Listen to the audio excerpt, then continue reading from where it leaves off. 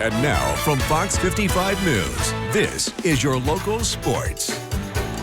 Hey, good evening, everyone. Well, if you're watching this and you love high school football, I'm just telling you, you'll want to make plans to be in Kendallville on Friday night. That's because tomorrow's locker room game of the week could very well be the game of the year in Northeast Indiana. It'll be 4A's third-ranked Leo Lions traveling to take on number 6 East Noble in a battle for NE8 supremacy. Peter Hood is in Noble County with more on the matchup.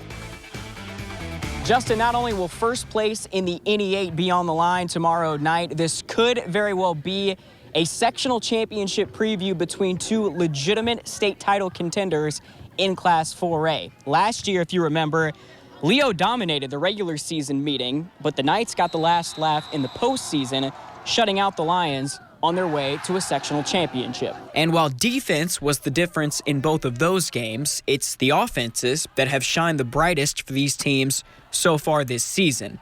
Through 4 games, the Knights and Lions each ranked top 5 in the state in points per game, averaging 52 and 46 respectively.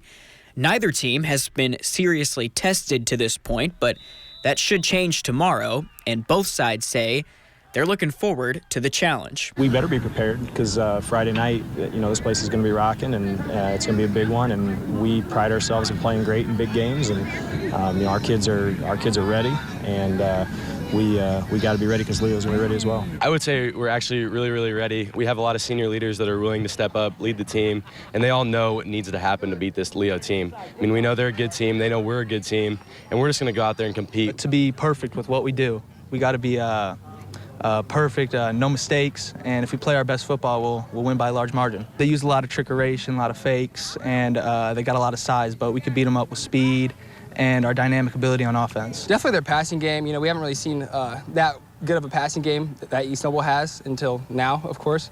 But just definitely stopping their receivers and getting that pressure on that quarterback is going to be key coming tomorrow. I think as long as we're physical, I think we've had an amazing week of practice this week, and I think as long as what we stick to as far as what we did at practice this week, I think we'll look good. They've had a great week of preparation. They've been waiting for this week, and so this game has turned into a nice little rivalry between the two schools, and seems to always have some kind of championship implications to it. And so same for tomorrow night. And so like I said, they're excited, and I'm sure East Noble's excited, and so it should be a great game. Kickoff here in Caveville is set for 7 o'clock on Friday, and folks, if you're planning on coming to this game, you may want to arrive early. The stands are going to be absolutely packed, and it should be one heck of a ball game. Justin and I can't wait to bring you all the highlights tomorrow night in the locker room.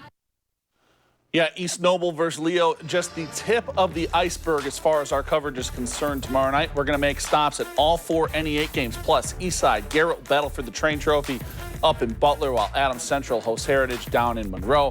As always, we'll be on the sidelines for all 5 SAC games. That includes a couple of big ones with Snyder visiting Homestead and Carroll hosting Dwenger. All that and much more for you tomorrow night at 10:30 in the locker room. Pete and I will talk to you then.